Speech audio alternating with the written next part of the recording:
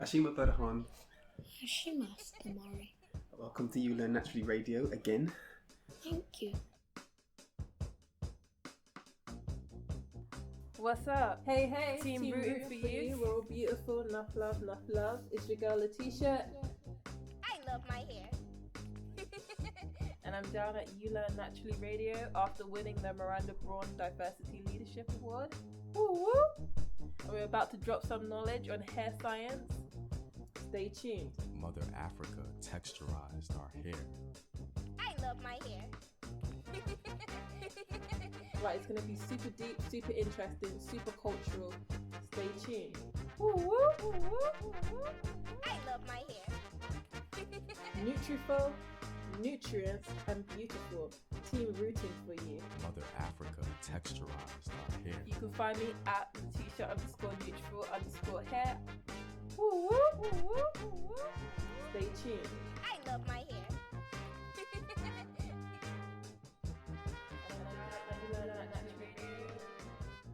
Stay tuned.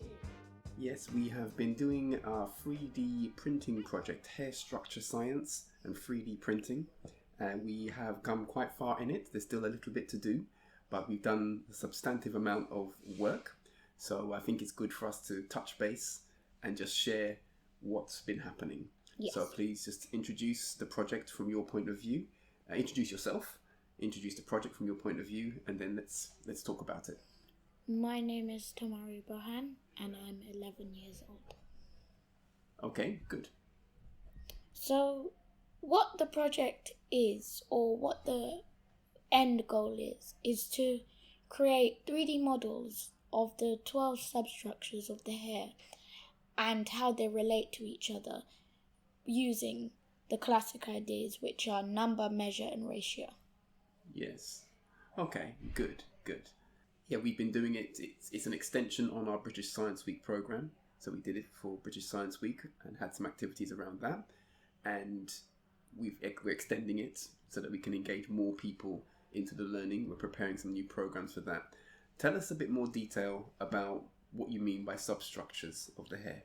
So, in the hair, there are, the hair structure, there is mini structures. So you'll have a strand of hair, and inside that strand of hair, there'll be other substructures. So there's keratin protein monomers, amino acid cysteines, dimers, tetramers, and it goes up until the cross section, which is where it starts to, where the hair shaft finishes. Okay. Good. So when you say finishes, I think the cross section is when you cut the shaft of hair straight in half. You can see everything that's inside of it. Yeah. And what you can see is made up of substructures. But there are three main structures when you do cut the hair clean across itself. What are the three structures? The three main structures? Medulla, cortex, and the cuticle.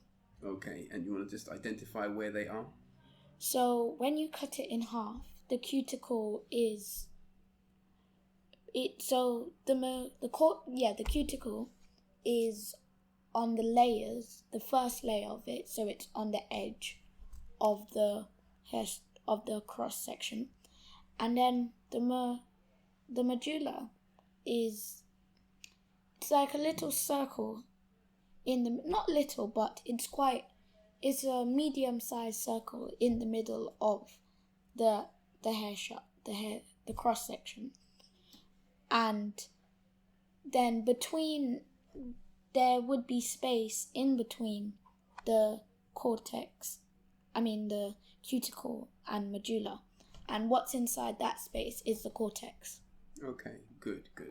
And so the cuticle, you were saying, is on the outside. So this is the outside of the hair shaft. Yeah, it's like the first layer. Okay, good. And I gather there are a few layers of that. It's made up from some structure, then there's some layers of that. Is that right? Yes. Do you want to say anything about that? So each substructure is made from a protein called keratin protein. And keratin protein mainly consists of amino acids, and the amino acids are made up of oxygen, carbon, nitrogen, hydrogen, and sulfur. So the keratin and amino acids are highly bonded. They relate to each other very strongly, and they're in every substructure. Okay, good. So let's go through it. Let's go through, because you started to touch on the structures. Maybe if you can speak them in their order. Do you have them like that? I think I do, yeah. Okay. So first you would start off with the cysteine amino acids. There's many types of amino acids, but we're using cysteine amino acids. And after the amino acids is when you say we're using, this is because why is this? When you say we're using, tell me more about that. Because the cysteine is the main amino acid found in hair. Okay, yeah, I see. And it's the main amino acid in keratin. Okay, thank you. So after the keratin monomers, we have the dimers. So what is a keratin monomer? Keratin is a type of fibrous protein, and it can be used to treat your hair. So the monomer is a type of keratin. So in the keratin, the monomer is a type of way that the keratin coils. So in the keratin there is type 1 keratins, type 2 keratins. These can also be known as A keratins and B keratins. Okay. And so the monomer is like a kind of building block, like a unit? Yeah, kind of like it's a type of unit that, if you know about, what's it called? If you know about sulfur bonds, it's like how two keratins coil together. Okay, good. Okay, so you were talking about monomers. This is the building block, the keratin protein. The first building block of that is the monomer. Then what else is there to talk about? So now we have dimers. The dimers are it's a type of coiling, but it's also a structure. So it can be known as dimer coiling, and it's a structure by itself. So anything that this dimer coils with or relates to, it has a special type of coiling, which is classified as dimer coiling. Okay, so good, well done. So the dimer, and this is relating to how many monomers? 2 monomers. Okay, so 2 monomers are coiling. Yes. Okay. And that type of coil is called a dimer coil. Okay, so what else is there then? There is the tetramers. The tetramers are they have a high residue of keratin, and the way that they coil, they also coil in a type of dimer way. The keratin is more of one of the smaller structures that's not really seen, but because it still is in the hair structure, we have to use it. And it's quite an interesting one. Okay. And is the tetramer, is it made from dimers? Yes, it's made from dimers. Okay, so then it's made from keratin. Yes. The dimers are made from monomers. The monomers are the keratin protein as a unit. Every structure is mostly made from keratin. Okay. And then we have the apolar protofilament, which is a protofilament is related to a protofibril, which comes after the protofilament, and they're all related to an intermediate filament. So there's 2 types of polar filaments, apolar and polar filament. The one we have with us is the apolar, because there's a polar protofibril, so it makes sense to have one. So the protofilament, the polar protofilament, it's a type of structure that is not really seen. You have to, the way we found it is we had to go into intermediate filament to find it. But it does have a lot of keratin in it. It's related to keratin quite a lot. So then after that, it's the protofibril. And the protofibril is similar to a macrofibril or microfibril or protofilament. They're all related. Because they have lots of keratin, and the way that they form is similar. How they coil. Yeah, this is. Thank you. This is one of the interesting things that I've always found with hair structure, the way that all of the parts inside the hair shaft are structures that are coiling. Yes, it is quite, and it's quite fascinating how they coil as well. Like diamond coiling. Yeah. Okay. Anything else to say about the structures? There's, I think, there's 6 more. Okay. So the intermediate filament is like, it's a filament mostly formed of keratin. You can say that. When you look up keratin and you go to a page about keratin, there's a section on keratin intermediate filaments. So they're quite strongly related. The microfibril is a cellulose fiber cell or a cellulose fiber fibril, which is kind of like a macrofibril, but it's just a bit smaller. So, as you may know, micro means zoomed and macro means outzoomed. So, kind of like it's something to get the full picture of it. And then we have the medulla, cortex, and cuticle, which we talked about. Okay. Good.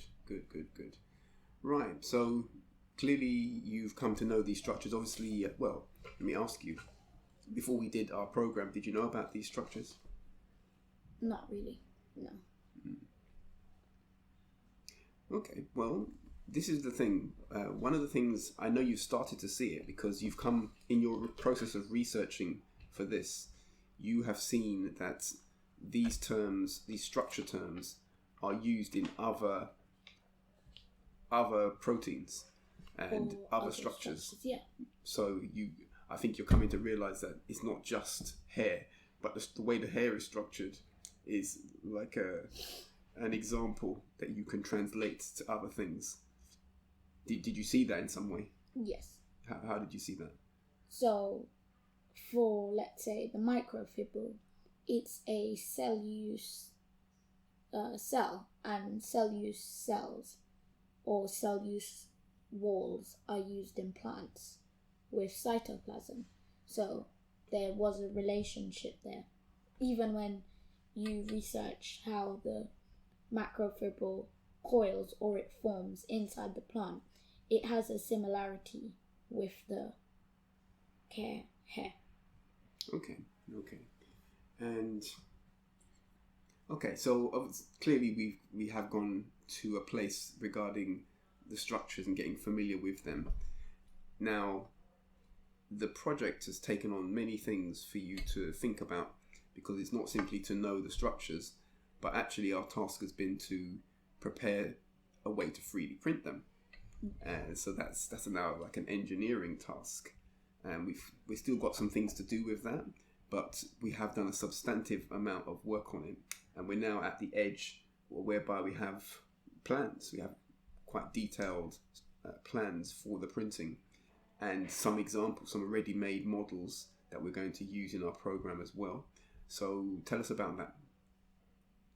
So the stage we're at now, or what we've been doing for the past week or two, is sketching out models. So we've been drawing each part with a side view, front view, 3D view, and a aerial view, so we can see the full picture. Mm-hmm. So this week we've mainly been focusing on the cross section. We've gone into the macro and micro fibril, but not as detailed as the cross section. So I would say next time we're here, we would be moving into the intermediate filament and everything above. So protofilaments, apolar protofibril, tetramers, dimers, amino acids, and keratins. Okay. And it's in the process we've been using some other software. I think you've become familiar with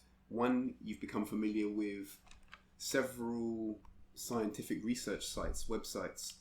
Is that right? Yeah. Which ones?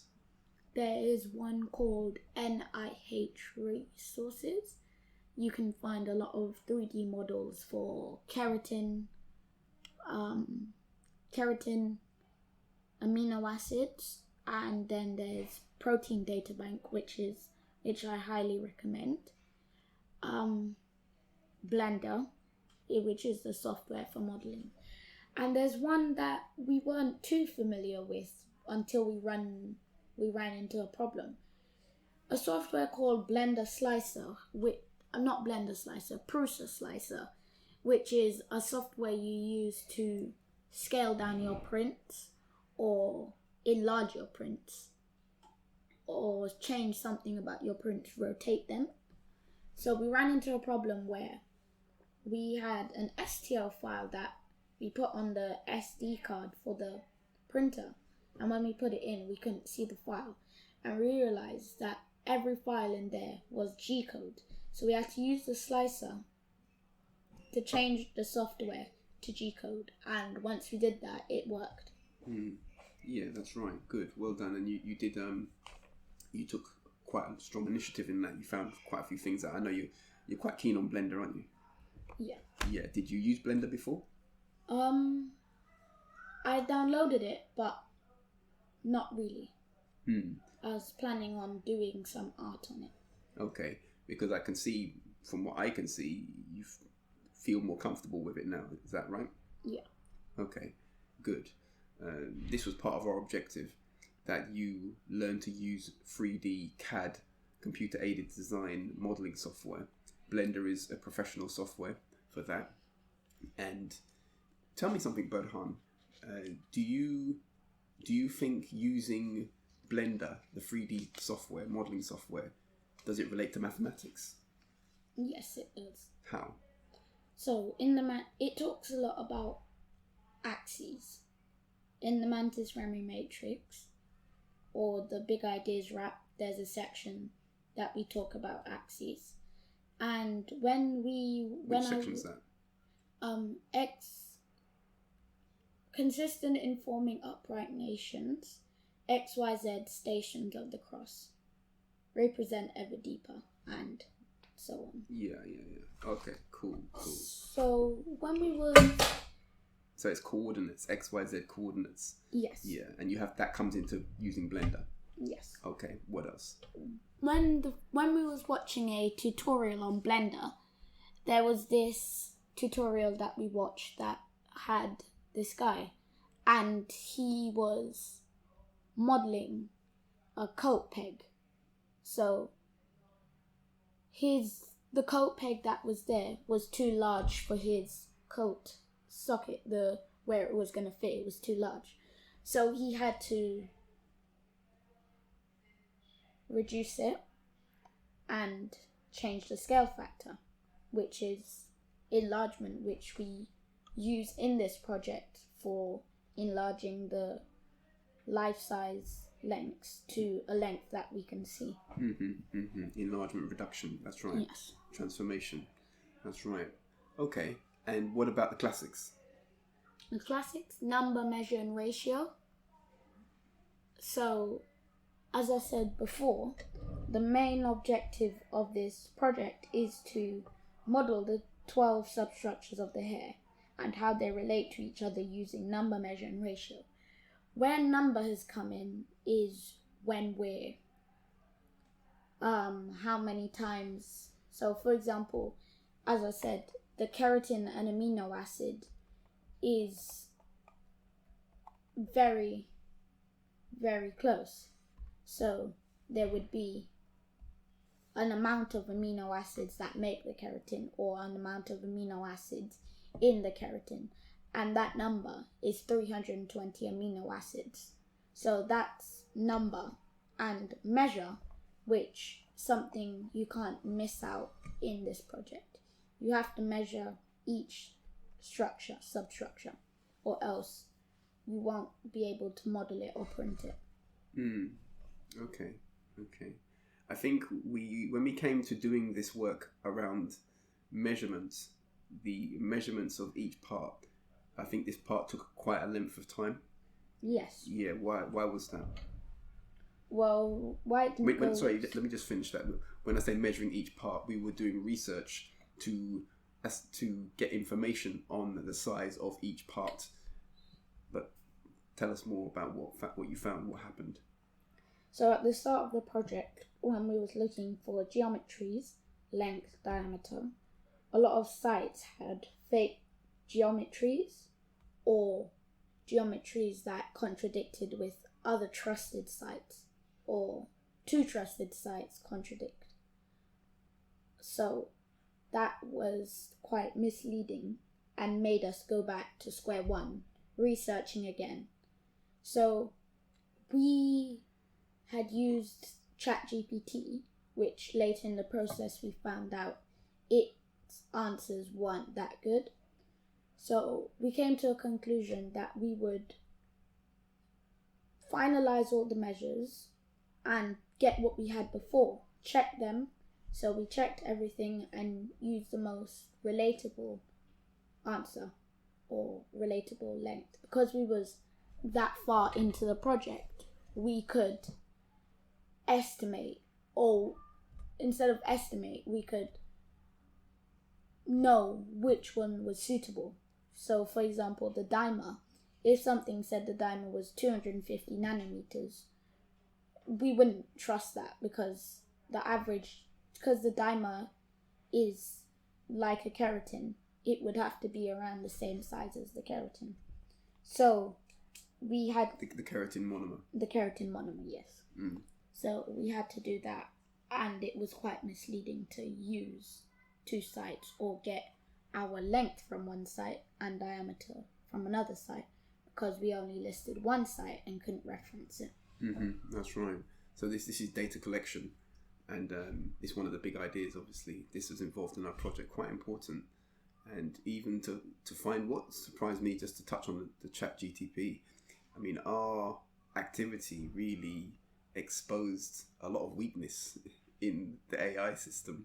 Yeah. Everyone's talking about the AI and how it's going to take over the world. But anyway, the one that we used, which is the main one, ChatGTP, it gave us bogus answers, and then apologized and gave other answers which were also sometimes wrong, or strange. The same answers. Yeah, that's right. So there's quite a lot to do, which I think is good in a way for you, because it means you have to think harder about where you're going to get your information from. So that was good. And, obviously there are still good applications for it, but we have to be careful with that. Okay, so what else do you think we should talk about, Berhan? Well, I would say we should talk about what didn't go so well in the project. Okay. We just covered that in regards to the misleading measurements. Okay. Maybe what knowledge we've gained from this project. Well, I mean, we can talk about it. We can talk about the printer, because we have the 3D printer, and it's challenging, right? Yeah, it is. At the start of the project, the 3D printer, it was knocking the print off the bed. So we found out that what happened is the bed was too cold, so the print wasn't sticking. So if the print was hotter, it would have probably formed quicker, so it wouldn't knock itself off. Okay. Well, we have printed out some structures through the 3D printer now, and even that actually using the technology, because in actual fact, this is par for the course with 3D printing. That it needs a lot of work and repetition and reattempts and cleaning of the tool, knowledge of the tool. So it's not that strange really, but it's good for you to see the practicalities of it. Obviously everyone wants to jump on and just print what you want and have it come out in 2 minutes. Yeah. But it's not quite like that. And that's the way it goes. Okay, so yeah, we've covered a lot of ground. I think that it's been a good summary. I think we have also discussed we should also discuss a second part of the project, which was about producing educational material that relates to curricula. So how this project connects to the GCSE biology and the GCSE chemistry. What are your thoughts about this? That was quite interesting, and I think that's what, as we was talking before, led me into researching the plants and the hair with the macrofibril, because I was doing a search in the document for related keywords in each part. So I did. Which document are you talking about? The GCSE biology, I think. The AQA framework. Yes. Yeah. Okay. So I did a search for cell use, and it came up as plants, and I researched more, and I found out that they were connected. So it was that type of process. Yeah, that's good. And so there's still a little bit of tweaking to do with that, but we have made good progress with that. So the project will show its integrations with the GCSE math, GCSE biology and GCSE chemistry, as well as the learning of engineering in regard to engineering these things. Oh, by the way, I did point out to you about midway that we weren't finding any examples of where someone had made the full set of things, or that all the information that's even the specifications that we've got now that we have we seen that in some other place? That someone has made a model. Yeah, where they've got the full set of data, that we've collected data, we've qualified it, and we've put it together as a collection of data that represents all the substructures in the hair. Have we seen that in one place? No, we haven't. Right. You could be the first to do it. That's right, level 9, exactly. So I was saying to you all that this is the level 9-ness excellence. You have to push new ground. So, and we have done. Definitely we've covered new ground because it's not out there. The things that we're making, it's not there as one package. So at this stage we've already completed a lot. I would say there's a lot of success for what's taken place, and there's some more things to do, and we have some time to do that, so I'm looking forward to that. Okay, anything else, Berhan? No, not really. Okay, well, you want to hail up your colleagues? You've got 2 other cadets that you've been working with on this specifically. Yes. About the printer, it's Tawagi Josiah who has been handling it and got it to work, and Tawagi Zach, which has been very helpful with finding information. That's right. Okay, Berhan, thank you so much. Well done, Hashima. Naturally Radio. You learn naturally radio. You are, I am, we are enough, and together we learn naturally, together we grow naturally, and we start building like chlorophyll does in plants, and we fuse and we infuse and we keep developing, and we take the nurture from the waters and from the rays of the sun, and we keep growing. Yes. You learn naturally radio. Yes.